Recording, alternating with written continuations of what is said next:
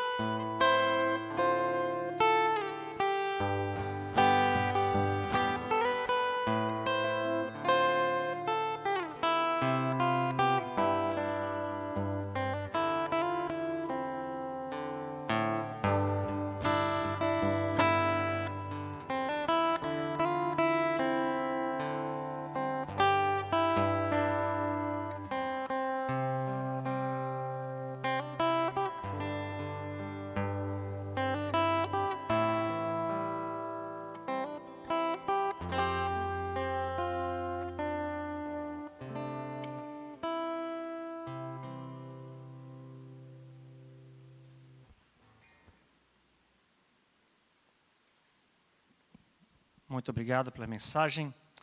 Gostaria de convidar o pastor Tavella e sua esposa Elaine, né? Eliane, quase. Tão bondosamente aceitaram o nosso convite de estar aqui para fazer uma leitura comentada, né, de mais um capítulo do livro Grande Conflito. Gostaria que vocês já se assentaram enquanto eu dou alguns recadinhos aqui para a igreja. Eu gostaria de dar algum recado. Na semana que vem, no sábado que vem, gostaria que o pessoal do som colocasse, muito bom. Teremos em nossa igreja aqui o pastor Evandro Fávero fazendo sermão na parte da manhã. O pastor Evandro Fávero é o coordenador do curso de teologia aqui do NASP.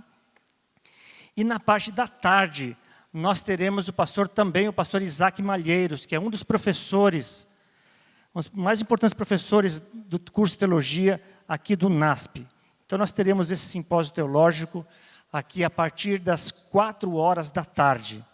E no final teremos uma mesa redonda para algumas perguntas, algumas dúvidas que possam ter surgido, e as pessoas podem conversar, perguntar, e com certeza eles vão responder.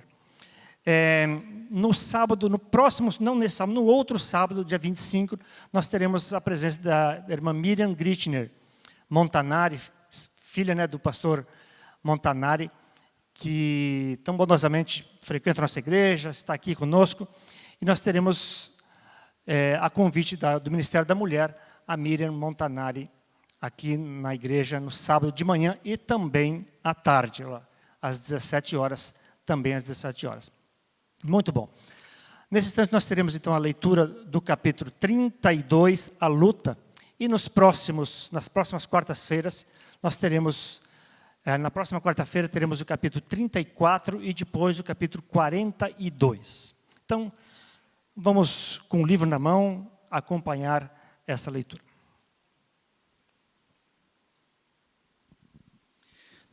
Meu cordial boa noite a todos os irmãos e aqueles que nos acompanham pela internet também. Estamos muito felizes pela oportunidade de estar aqui para estudarmos esse capítulo que é tão importante no livro Grande Conflito. Na edição original, o título desse capítulo é Os Ardis de Satanás, as armadilhas, os enganos de Satanás. E nessa edição veio com esse título, A Luta. Porque, invariavelmente, todos nós que entendemos a mensagem da Bíblia sobre o mundo espiritual, sobre o grande conflito, temos que reconhecer que estamos em luta. E aqui, nesse capítulo, a senhora White está nos ajudando a entender as estratégias, as armas, os recursos que Satanás utiliza para conquistar os seus objetivos. Eu sei que nós já oramos, mas eu gostaria mais uma vez, você que está com o livro nas mãos, você que está nos acompanhando em casa, assentados mesmo como vocês estão, nós vamos curvar a fronte para uma palavra de oração. Querido Pai, nosso Deus, ao abrirmos esse livro com uma mensagem tão solene, tão importante, mais uma vez pedimos a iluminação do Espírito Santo, que haja entendimento, que essa leitura seja significativa para todos nós, e que de alguma maneira, Pai querido, esse entendimento, esse conhecimento nos fortaleça, para não sermos vítimas das armadilhas do inimigo. Abençoa cada familiar aqui representado, abençoa os nossos irmãos que estão acompanhando pela internet, abençoa esta igreja. Nós oramos em nome de Jesus. Amém. Amém.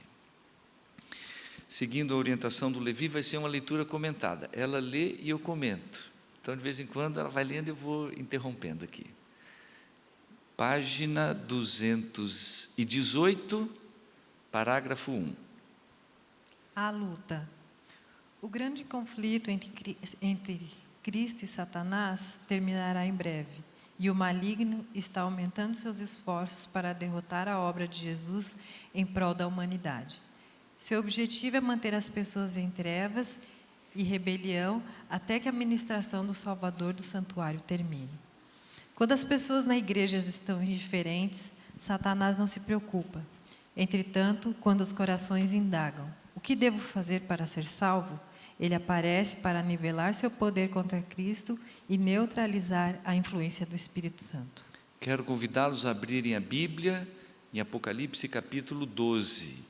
Arriscaria dizer que enquanto minha esposa estava lendo esse parágrafo, você se lembrou desse texto. Apocalipse capítulo 12, no relato em que houve batalha no céu, há uma descrição do que aconteceu com Satanás. Eu quero ler rapidamente com os irmãos o que está no verso 7 até o verso 9. Houve batalha no céu, Miguel e os seus anjos pelejaram contra o dragão, também pelejaram o dragão e os seus anjos. Todavia não prevaleceram, nem mais se achou o seu lugar, nem mais se achou no céu o lugar deles. Agora o verso 9 que eu gostaria de destacar. E foi expulso o grande dragão, a antiga serpente, que se chama Diabo e Satanás, o enganador de todo mundo. Sim, foi atirado para a terra, e com ele os seus anjos. Paro por aqui. Na continuação, é um texto bastante conhecido, onde vai ser dito que ele sabe que pouco tempo lhe resta, mas o ponto que eu gostaria de destacar, na descrição, nos atributos, entre aspas, de Satanás, é mencionado antiga serpente, dragão, o sedutor, algumas versões dizem o enganador de todo mundo. Satanás, desde o princípio, ele usa essa estratégia para conquistar as pessoas para ele. Engano. Este capítulo que a senhora White está abrindo os nossos olhos, é para girar em torno desta ideia. Satanás, ele sabe que falta pouco tempo, e enquanto Jesus está ministrando lá no céu, ele está fazendo de tudo para enganar as pessoas e afastá-las da salvação. Que tipo de engano? Então, já pulando diretamente, deixa eu ver aqui, diretamente para a próxima página, a verdade santifica. Aqui, página 219, parágrafo 1. Aqui já vem essa primeira orientação. Se a verdade santifica, se a palavra de Deus tem poder para realizar a obra de Deus no nosso coração, o que o diabo vai fazer? O grande enganador tem muitas heresias preparadas para agradar os diferentes gostos daqueles a quem deseja arruinar. Seu plano é levar pessoas não convertidas e sem sinceridade para a igreja, que incentivem a dúvida e a descrença. Muitos que não têm fé verdadeira em Deus concordam com alguns princípios de verdade e se passam por cristãos. Dessa maneira, conseguem introduzir erros como se fossem doutrinas bíblicas. Satanás sabe que quando a verdade é aceita, em amor, ele santifica a vida. Por isso, tenta substituí-la por falsas teorias, fábulas ou outro evangelho. Desde o princípio, os servos de Deus têm se oposto a falsos mestres, não por considerarem que são pessoas más, mas porque ensinavam falsidades fatais para a vida espiritual. Elias, Jeremias e Paulo se opuseram com firmeza àquelas que afastavam os outros da palavra de Deus. A mentalidade liberal de que fé correta não é importante nunca encontrou a aceitação desses santos defensores da verdade. Está aqui, opção número 1 do diabo, não permitir que as pessoas tenham acesso à Bíblia. E aqui no livro Grande Conflito, em outros capítulos, foi mencionado todo o esforço dele para que a Bíblia não chegasse às mãos das pessoas. Opção número 2, se a Bíblia chegar nas mãos, vamos distorcer. E aí a senhora vai estar usando essa expressão. O grande enganador tem muitas heresias, tem muitas distorções da verdade. E a pessoa está com a Bíblia na mão, ninguém conhece melhor a Bíblia na esfera humana, estou dizendo, não existe ninguém, ser humano, que conheça mais a Bíblia que o próprio diabo. No parágrafo seguinte, ela diz que ele é expert, ele é especialista em distorcer, pegar um texto, colocar fora do contexto, ler só a metade, dar uma interpretação equivocada, e que desta maneira as pessoas se afastam da verdade que santifica. A verdade, na sua inteireza, ela transforma o coração do ser humano. E aqui um detalhe, gente, que às vezes eu fico pensando, Senhor, tem misericórdia, começando por mim, depois pelas outras pessoas, para que a gente não se encaixe nisso daqui. A senhora White diz assim, o Satanás, ele se alegra em colocar pessoas dentro da igreja, que têm disposição de ficar apresentando heresias. Satanás se alegra em colocar no meio da igreja aquelas pessoas que, se achando muito inteligentes, inovadoras, elas vêm com mensagens, com doutrinas equivocadas que estão separadas da verdade. Onde é que está a nossa segurança? Eu gostaria que a gente tivesse isso em mente. Onde é que está a nossa segurança? Se Satanás está fazendo tudo isso, ele conhece a Bíblia melhor do que qualquer professor de teologia, qualquer redator da casa publicadora, onde é que está a nossa segurança? Na palavra de Deus, em oração, e buscar com um coração aberto para aprender. Senhor, me orienta, me guia, Eu quero que a tua palavra me santifique e que o teu Espírito Santo produza a convicção da verdade no meu coração. É esta oração que a gente tem que fazer. E quando aparecerem novidades, entre aspas, a gente tem que colocar tudo à prova, submeter tudo à prova da palavra de Deus.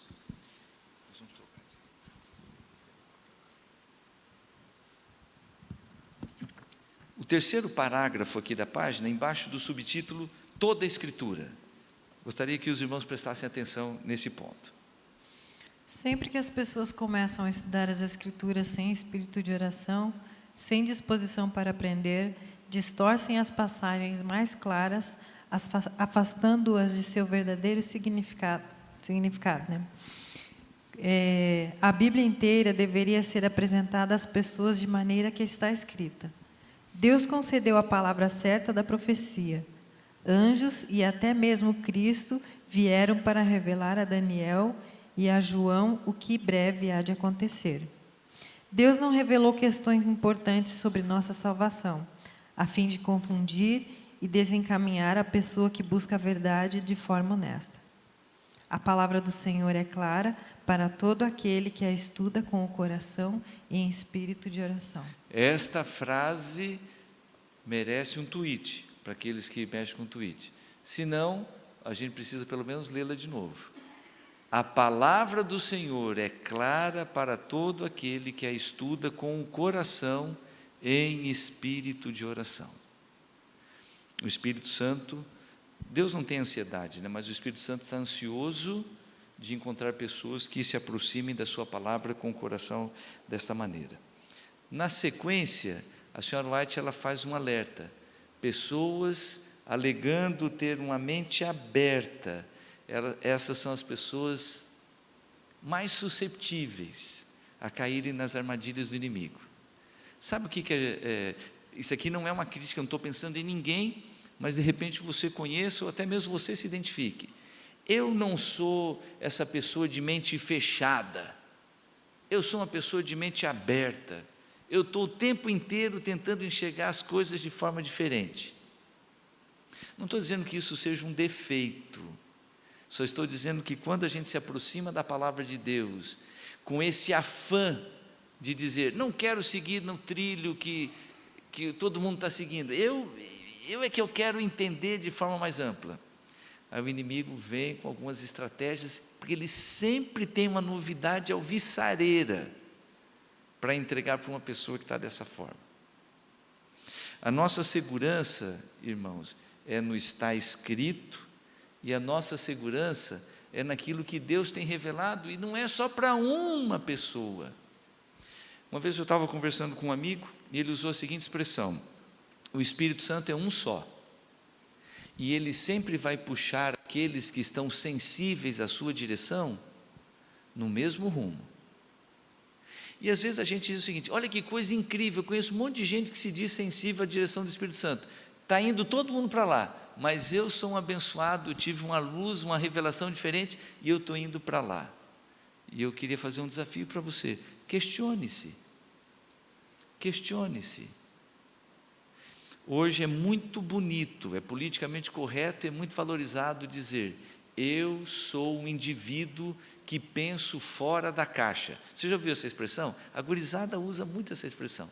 Eu não sou aquele camarada formatadinho, eu penso fora da caixa. E as pessoas apresentam isso como virtude e aplicam isso à Bíblia. Não é bem assim. Eu entendi que é assim. Não está aqui no texto, eu preciso abrir esse parênteses. Agora a moda é a seguinte: o Espírito, referindo-se ao Espírito Santo, ele é o autor da Bíblia e ele é soberano, e ele sopra onde quer e para onde quer. As pessoas estão dizendo isto. Então a pessoa diz o seguinte: o Espírito Santo soprou para mim isto. E quando a pessoa diz desta maneira, o Espírito Santo soprou para mim isso, pode ser, com perdão da expressão, mas pode ser uma besteira sem tamanho. Ele olha para você e fala assim, vem e fala besteira e fala assim, não, mas calma aí, não é bem assim. Não, você está questionando que o Espírito Santo possa me revelar a verdade? Não, não estou questionando. Então tá bom, ele me revelou. Não sei quantos de vocês já encontraram pessoas assim, eu já encontrei algumas. Pastor, esse texto não é do jeito que a igreja está ensinando, não. Falei, mesmo, como que é? É assim, assim, assim. Como você chegou a essa conclusão? O Espírito me revelou. Mas que coisa interessante, tem um monte de gente orando, estudando, e o Espírito Santo revelou de forma diferente. Olha, o senhor está questionando o que o Espírito Santo está falando comigo? Não, não estou questionando, mas eu acho que você poderia se questionar. O Espírito Santo não é um só? Ele não é o autor da Bíblia? Aí a senhora White faz um pequeno comentário dizendo que é justamente nessas brechas que nós temos uma única Bíblia e tantas igrejas. Porque as pessoas elas vão atrás se sentindo especiais, porque agora elas têm uma revelação diferente. Encerrando aqui o parênteses. Será que Deus pode revelar mais alguma coisa? Sim, irmãos. A própria senhora White ela usa a expressão que a verdade é progressiva. E a gente ainda não esgotou toda a revelação da verdade. Mas o X da questão é esse: o Espírito Santo é um só e ele vai puxar as pessoas sempre na mesma direção. Está sozinho? Questione-se. O segundo parágrafo da página 220. Esta frase é muito famosa, a primeira frase, mas eu gostaria que você prestasse atenção no parágrafo todo. Vamos lá. É obra-prima. É obra-prima dos enganos de Satanás levar as pessoas a não parar de especular sobre coisas que o Senhor não revelou. Lúcifer ficou insatisfeito porque Deus não partilhou com ele todos os segredos de seus propósitos. Então voltou as costas para as coisas que o Senhor havia revelado. Agora ele tenta imbuir as pessoas do mesmo espírito e levá-la a ignorar os mandamentos diretos de Deus. Ponto. É obra-prima dos ardis, dos enganos de Satanás, levar as pessoas a ficarem conjecturando sobre coisas que Deus não revelou. Você pode abrir a sua Bíblia, Deuteronômio, esse é um texto muito conhecido, mas que merece a gente lê-lo novamente. Deuteronômio, capítulo 29 e o verso 29. Deuteronômio, capítulo 29 e o verso 29. Eu leio aqui na minha Bíblia. As coisas encobertas pertencem ao Senhor nosso Deus, porém as coisas reveladas nos pertencem, a nós e a nossos filhos, para sempre, para que cumpramos todas as palavras desta lei. Eu vou parafrasear dizendo o seguinte: as coisas não reveladas, os mistérios, pertencem ao Senhor nosso Deus. Porém, as coisas que Ele revelou para nós. E é para nós pegarmos isso, compartilharmos com os nossos filhos e praticarmos, cumprirmos. Nós deveríamos gastar tempo e energia não em cima das coisas que Deus não revelou. Nós deveríamos gastar tempo, energia, deveríamos nos empenhar em conhecer a revelação e praticar a revelação. Aí a senhora White, na continuação, ela diz: cada vez que a gente toma posse de algo revelado, a gente toma posse pela fé e pratica, Deus nos capacita a entender outras coisas, e cada vez coisas maiores e coisas maiores. Mas alguns preferem abrir mão das coisas que já estão reveladas e ficar conjecturando coisa que Deus não revelou. Na condição de pastor, eu tenho colegas pastores que estão aqui, que certamente já passaram pela mesma coisa que eu. Vem um irmão da igreja e fala assim: pastor, eu tenho uma pergunta para te fazer. Falei: pois não, pode fazer. Tal coisa, tal coisa, tal coisa, tal coisa. Eu não tenho problema nenhum em responder: meu irmão, isto não está revelado. Se não está revelado, o que eu tenho a oferecer é uma conjectura. Mas conjecturar é uma coisa muito perigosa. E aí eu menciono esta frase da senhora White: a gente ficar conjecturando em cima de coisas não reveladas é obra-prima dos enganos de Satanás. Sabe aquelas coisas que não estão reveladas? Deixa para Deus. E as coisas que estão reveladas, tome posse pela fé e obedeça. Está aqui o segredo para a gente ir se fortalecendo na caminhada espiritual e na fé. Continuando, o próximo parágrafo, parágrafo 3, aqui da página 220. Quanto menos as doutrinas apresentadas exigem espiritualidade, renúncia e humildade, mais facilmente elas são recebidas pelas pessoas. Satanás está pronto para oferecer o que as pessoas querem e entrega seu engano de bandeja no lugar da verdade. Até aqui está bom. Você entendeu o recado? Se é uma coisa bem apetitosa, bem palatável, todo mundo diz, que coisa linda, eu quero. Mas quando vem a revelação, dizendo que exige renúncia, sacrifício, aí as pessoas não querem.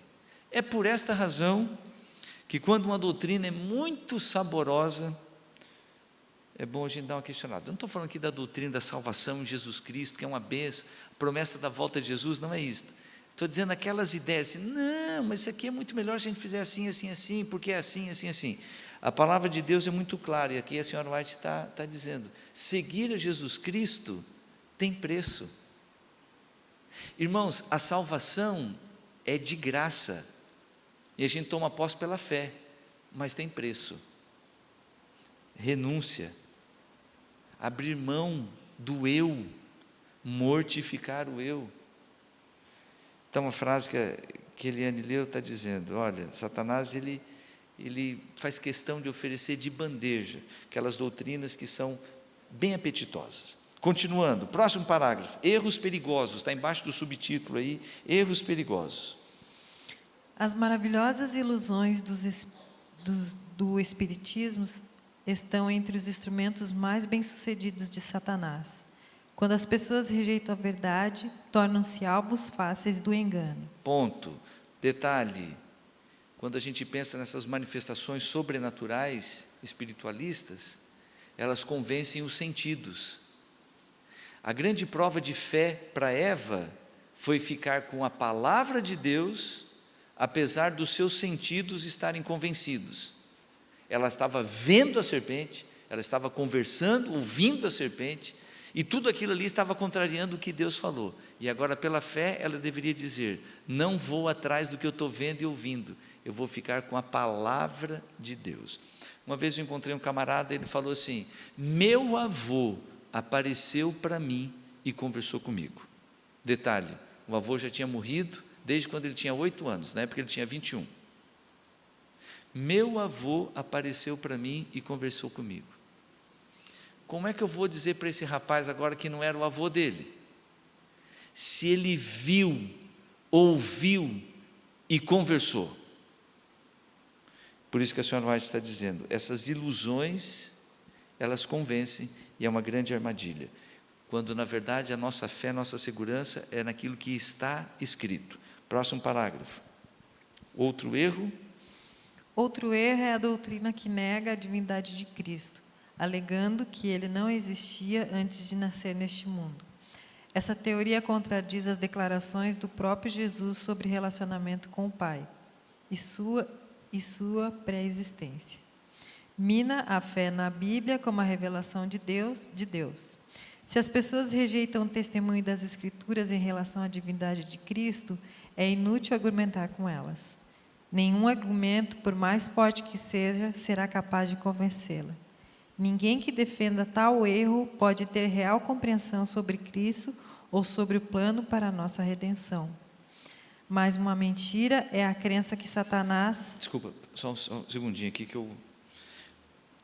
A personalidade de Jesus Cristo sendo Deus encarnado, Deus eterno, Deus pré-existente, como é ensinado na Bíblia. Quando as pessoas se convencem de forma enganosa de que isso não é verdade, a senhora vai estar dizendo, é difícil argumentar com elas. A outra questão aqui na sequência, eu vou mencionar, irmãos, porque o nosso tempo está acabando. Eu vou mencionar e depois a gente vai destacar algumas frases. No próximo parágrafo, a senhora vai dizer o seguinte, outra grande mentira é convencer as pessoas que o diabo não existe. Você já encontrou alguém dizendo assim, o diabo não existe? Eu já encontrei pessoas falando assim, eu não acredito que existe o diabo. Para mim existe o mal, mas não o diabo. Pois tem duas situações que são pendulares e que o diabo sapateia de alegria. A primeira é dizer, ele não existe. Bom, se o diabo não existe, todas as desgraceiras que são de autoria dele, os seus enganos, as distorções, ele não vai ser responsabilizado. Vai responsabilizar quem? Na maioria das vezes, joga tudo nas costas de Deus. O diabo é um ser pessoal, é um anjo poderoso, caído, está aqui na terra, e é um ser pessoal, ele existe. Dizer que não existe é um engano. O outro engano, e ele fica feliz demais, é quando tem uma super ênfase no diabo. Tudo é diabo. Aí você chega numa igreja e aparece alguém lá, dizendo assim, olha, eu fui no médico e eu estou com um diagnóstico de depressão. Depressão? Depressão não existe, isso é demônio. Vem aqui, nós vamos colocar a mão e vamos expulsar o demônio. Tem várias igrejas que tudo é o diabo. Eu poderia mencionar aqui uma série de outras coisas. E aí, isso gera opressão, medo. A pessoa fica escravizada. Tudo é diabo, tudo é diabo. Não é esse o posicionamento da Bíblia. O diabo existe, quer destruir as pessoas, mas Deus está acima de tudo isso e não precisa temer e também não precisa dar o protagonismo que Ele tanto deseja. Outro detalhe que vem aqui na sequência é quando a senhora White diz que alguns vão desmerecer a descrição da Bíblia da volta de Jesus. E elas dizem assim, não, Jesus não vai voltar. Esse ensinamento é simbólico. Jesus volta quando a pessoa morre. Esse é outro engano de Satanás. E depois aqui na sequência, é quando, esse parágrafo a gente precisa ler, é quando a senhora White diz que alguns, baseados na ciência, começam a desmerecer os milagres, a intervenção sobrenatural de Deus em resposta da oração. Por favor, é o segundo parágrafo da página 221. Irmãos, já estamos na reta final. Alguns ensinam que o segundo... Perdão, segundo parágrafo, muitos cientistas afirmam que não pode haver resposta verdadeira às orações, pois essa seria uma violação da lei natural. Um milagre, e para eles, milagres não existem. Dizem que o universo é governado por leis fixas, e o próprio Deus nada pode fazer com essas leis. Dessa maneira, representam um Deus limitado pelas leis que Ele mesmo criou, como se as leis divinas excluíssem sua liberdade. Cristo e seus apóstolos não realizaram milagres? O mesmo Salvador está tão disposto a ouvir a oração de fé hoje, como quando andava visivelmente na terra. O natural coopera com o sobrenatural. Faz parte do plano de Deus nos conceder, em resposta à oração de fé, aquilo que não nos daria se não pedíssemos com fervor. Glória a Deus, esta frase é muito conhecida e ela é maravilhosa. Deus está vivo, nós não estamos abandonados aqui no mundo, Ele intervém em resposta à oração da fé. Alguém pode dizer amém? E isto, meus irmãos, é milagre. A gente não sabe explicar como é que funciona, mas esta frase aqui merece ser repetida. Faz parte do plano de Deus nos conceder em resposta à oração de fé aquilo que Ele não nos daria se não pedíssemos com fervor. Tem bênção, tem intervenção de Deus que a gente só vai tomar posse pela oração da fé. E isto é milagre. E como ali acabou de ler, o mesmo Deus, o mesmo Senhor Jesus Cristo que realizava os milagres na época que andou aqui com os discípulos, Ele está disposto a estender a sua mão hoje. Glória a Deus. Irmãos, vamos pular agora para o parágrafo número 4. Depois do desvios da verdade, o segundo parágrafo. Muita gente vê a palavra de Deus com desconfiança, porque ela repreende e condena o pecado. Aqueles que não estão dispostos a obedecer tentam subverter a sua autoridade. Muitos rejeitam a religião a fim de justificar sua má conduta. Para que isto está acontecendo hoje, como talvez em nenhum outro momento da história da igreja, isto está acontecendo hoje. Eu não sei quantos de vocês acompanharam, já faz algum tempinho, um pastor muito famoso aqui no Brasil, de uma outra denominação, em que ele fez um sermão dizendo: precisamos atualizar a Bíblia. Irmãos, essas coisas que foram escritas há tanto tempo, elas não são pertinentes agora. Se a gente for fazer uma interpretação literal, não são pertinentes ao século 21. A gente tem que reinterpretar, a gente tem que atualizar, a gente tem que fazer uma releitura da Bíblia. O pastor disse isso. E o que para mim foi surpreendente é que tem muita gente aplaudindo e dizendo: é verdade, a gente tem que fazer isso mesmo. E aí, quando se pensa nessa questão de fazer uma releitura da Bíblia, por incrível que pareça, tem um detalhe que fica assim na pontinha, na crista da onda, para justificar isto, que é alguma questão relacionada com pecados. Irmãos, como é que nós vamos condenar alguém numa situação assim, assim, assim? Não somos nós que condenamos, mas a palavra de Deus está dizendo que é pecado. Não, irmãos, nós temos que fazer uma releitura. Como que isso é pecado? Não é. E aí tem que fazer assim, assim, assim. A partir dessa ideia, meus irmãos, que a gente tem que fazer uma atualização da Bíblia, de que a gente tem que atualizar, um monte de coisa deixa de ser pecado. Então, eu vou dar um exemplo aqui, tentar ser politicamente correto, mas para dar um exemplo. Teve uma época que a pessoa dizia o seguinte: pois é, a Bíblia diz que eu sou um pecador, mas tudo o que eu queria é que vocês me aceitassem, mesmo eu sendo pecador. Aí as pessoas que leem a Bíblia dizem assim: conta com a gente, você é pecador, você está vivendo em pecado, mas nós vamos te acolher, pode vir sendo pecador, e nós vamos estar orando por você, para você abandonar o pecado e você ser uma pessoa livre. Hoje, a mesma pessoa, ela não diz assim: gente, eu sou um pecador e eu gostaria que vocês me acolhessem. A mesma pessoa vem e diz o seguinte: irmãos, é o seguinte, quem diz que eu sou pecador? A Bíblia. Não, a Bíblia não diz que eu sou pecador, não. Vocês é que estão interpretando a Bíblia e usando a Bíblia para me julgar. Porque se a gente for interpretar a Bíblia de forma correta, eu não sou pecador, não. E outra coisa, tem um monte de gente que é pecador aqui também. Então eu quero que você não me considere mais pecador. Vocês entenderam ou não?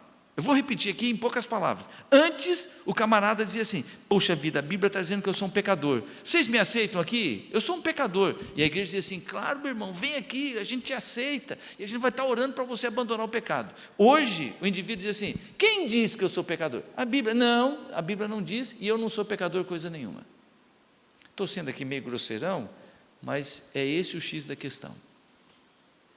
Então, quando as pessoas olham para a palavra de Deus e encontram um Deus maravilhoso, que morreu pelo pecador, com a mão estendida, dizendo: meu filho, eu quero te salvar da condenação do pecado, da culpa do pecado e da prática do pecado. É este o Evangelho inteiro. Mas alguns só querem ficar com a primeira parte. Eu encontrei o Senhor Jesus que me acolhe, e Ele me livra da condenação e da culpa. Eu digo amém. Então eu posso continuar na prática do pecado? Não, Ele quer te livrar também da prática do pecado. Precisamos ficar atentos para não cair nessa armadilha. Para a gente encerrar, finalizando aqui, evidências suficientes. É o último parágrafo da página 221. Em sua palavra... Em sua palavra, Deus concedeu evidência suficiente de seu caráter divino. A mente finita, porém, é inadequada para compreender por completo as intenções do infinito. Quão insondáveis são os seus juízos, inescrutáveis os seus caminhos. Temos condição de compreender suas ações e seus motivos o suficiente para enxergar amor e misericórdia ilimitados, unidos ao poder infinito. Nosso Pai Celestial nos revela tudo o que é para nosso bem saber. Além disso, devemos confiar em sua mão, que é o onipotente, e em seu coração, que está cheio de amor. Nosso Pai Celestial nos revela tudo que é para o nosso bem saber. As outras coisas a gente tem que confiar. Próximo parágrafo, virando a página. Deus nunca removerá todas as desculpas para a descrença. Todos aqueles que procuram ganchos nos quais perdurar suas dúvidas vão encontrá-los. E quem se recusa a obedecer até que toda objeção desapareça nunca chegará à luz. O coração não renovado está em conflito com Deus. A fé é inspirada pelo Espírito e florescerá ao cuidarmos dela. Ninguém é capaz de se tornar forte na fé sem esforço persistente. Se as pessoas permitirem o despertamento de objeções triviais, perceberão que a dúvida se torna cada vez mais forte. Aqueles que duvidam e desconfiam da certeza da graça divina desonram a Cristo. São árvores improdutíveis que bloqueiam a chegada da luz do sol e outras plantas, fazendo-se murchar e morrer debaixo da sua gélida sombra. A obra da vida de pessoas, como sempre, permanece como testemunho contra elas. Para que, meus irmãos, sempre haverá espaço para duvidar. Vou repetir. Ainda que haja muitas evidências para nós crermos, sempre haverá espaço para duvidar. Crer envolve escolha. Duvidar também. Está na nossa escolha exercitar a fé, a confiança naquilo que Deus tem revelado, ou ficar procurando os ganchinhos onde a gente vai ficar depositando a nossa dúvida e a nossa descrença. Vou repetir a frase que é o nosso desafio aqui hoje. Sempre haverá espaço para dúvida. Crer ou duvidar é uma escolha. E quando a gente escolhe crer e a gente exercita a fé, isso vai nos fortalecendo e aumentando a nossa compreensão da verdade. Quando a gente escolhe ficar duvidando, inventando questionamentos, se apegando naquilo que não está revelado, a gente vai se enfraquecendo e dando espaço cada vez mais para a descrença, até que aqueles baluartes, aquelas coisas que a gente tinha plena segurança, também vão ruir. E eu quero encerrar com o 4º parágrafo da página 222. Amor, com sua permissão eu vou ler. O inimigo pode criar falsificações que se pareçam muito com a verdade. Seu objetivo é enganar aqueles que se mostram dispostos a receber a mentira e desejam evitar os sacrifícios que a verdade requer. Mas é impossível para ele colocar uma pessoa sob o seu poder se esta pessoa deseja honestamente conhecer a verdade sem se importar com o preço. Preciso repetir. É impossível ao diabo colocar uma pessoa sob o seu poder se essa pessoa deseja honestamente conhecer a verdade sem se importar com o preço. Cristo é a verdade, a verdadeira luz que ilumina todos os homens. Se alguém decidir fazer a vontade de Deus, descobrirá se o ensino vem de Deus. Que Deus nos abençoe. Irmãos, está aqui o desafio para todos nós. Está aqui a promessa para todos nós. O desafio é a gente buscar a verdade que está revelada na palavra de Deus, com o coração aberto para praticarmos a fé, para praticarmos aquilo que Ele revela e nos submetermos à sua vontade. E a promessa que está aqui é que quando uma pessoa se aproxima de Deus dessa maneira, ela está protegida, ela está escudada pelo próprio Senhor Jesus Cristo, pelo Espírito Santo, para que essa pessoa não seja enganada pelo inimigo. Que seja a experiência de todos nós, pela graça de Deus. Amém? Podemos orar para encerrar? Então quero convidá-los a se colocar em pé, para nós encerrarmos com uma oração.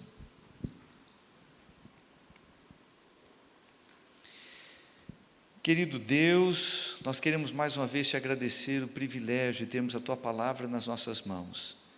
Queremos te louvar pela obra do Espírito Santo, que ilumina a nossa mente para entendermos a revelação da verdade, que impressiona o nosso coração com a revelação da verdade e que nos revela a Tua vontade para a nossa vida.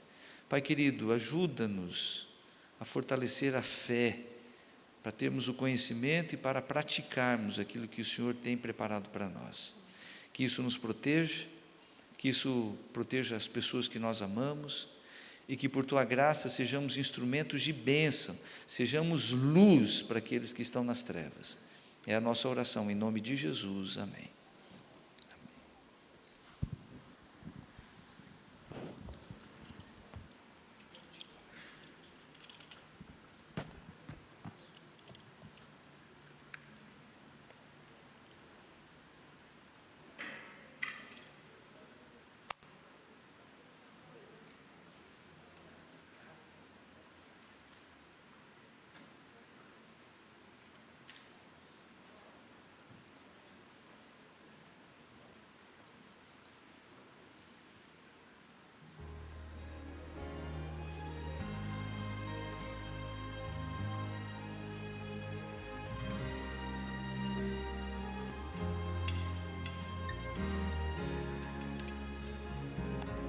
Amém.